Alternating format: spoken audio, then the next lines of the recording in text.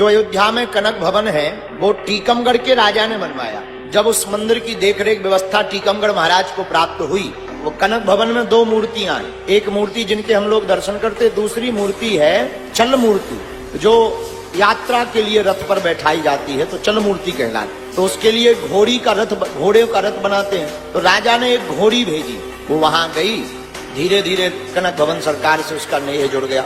और अयोध्या में रहते हुए युगल सरकार की श्री सीताराम जी की मंदिर में सेवा करती, तो सीढ़ियों के पास ही खड़ी रही और राम जी की तरफ देखती रही। संतों ने उसका नाम श्यामा घोड़ी रख दिया। धीरे धीरे समय बीता, घोड़ों का जल्दी बुढ़ापा आ जाता है, उसका बुढ़ापा आ गया। तो मैनेजर ने विचार किया, अब ये बूढ़ी हो गई है, दूसरी घोड़ा को मंगवाना है, एक काम करें, इसको भेज देते हैं और राजा को पत्र लिखेंगे, वहां से वो दूसरी भेज देंगे। फैजाबाद रेलवे स्टेशन पर मैनेजर ने जाकर रेल मास्टर से बात किया, हमको घोड़ी झांसी तक भेजना है, झांसी के बाद में राजा किसी को भेज करके टीकमगढ़ बुलवा लेंगे, तो क्या उपाय होगा? स्टेशन मास्टर ने कहा कि हाँ, एक उपाय, हम अलग से डिब्बा लगा देंगे, उस डिब्बे में तुम भर देना और कुछ पैसे इतने इतने लगेंगे, जमा कर। उसका किराया पहले ही जमा कर दिया। घोड़ी को भेजने की तारीख निश्चित हो गई। मैनेजर साहब कनक भवन वापस लौट आए।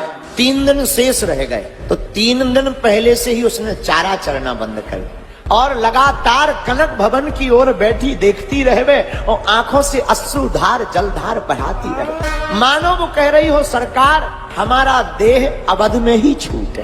अब वो दिन आ गया जिस दिन जाना है। हालत खराब हो गई, चलने की भी स्थिति नहीं बची। सेवकों ने कहा ले जाना उचित नहीं है, रास्ते में ही मर सकती। मैनेजर ने कहा वो तो चाहे जो हो, टिकट बुक हो गई है, पैसा लग गया है, नियम है भेजना पड़ेगा। हमने पत्र भी भेज दिया।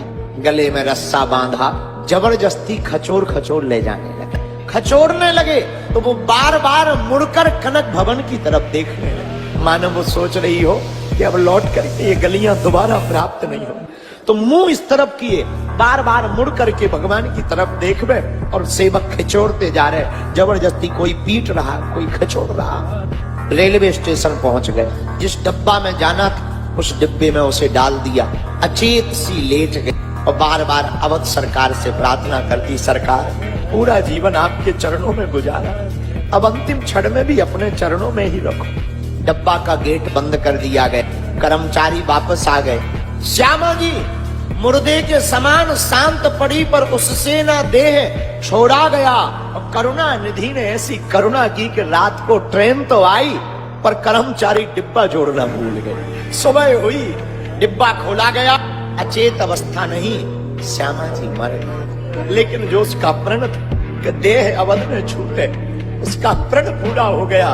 और जब मर गई तो खबर भेजी कनक भवन में मैनेजर को, हमसे भूल हो गई, डिब्बा नहीं जोड़ा गया और श्यामा जी मर गई। मैनेजर आए तो वहां पर एक कर्मचारी था, सफाई कर्मचारी कनक भवन का, उसका नाम था गुरुदीन। वो श्यामा जी की पूरी देखभाल करता था, भोजन चारा पानी का। तो गुरुदीन ने जैसे ही दशा को देखा तो रो पड़ा। तो गुरुदीन ने श्यामा जी के कान में जाकर के कहा, श्यामा जी उठ बैठिए, अब क्यों पड़ी उदास, राम कृपा से तुम्हें फिर से मिला अवध में वास। श्यामा के श्रवणन पड़े जमादार के बैन, फिर से जीवत हो गई, खोल दिए दूने। आंखें खुल गई और जैसे ही आंखें खुली तो संत गदगद हो गए, महात्मा गदगद हो गए और वो गुरुदीन भी उछल करके कूद पड़ा।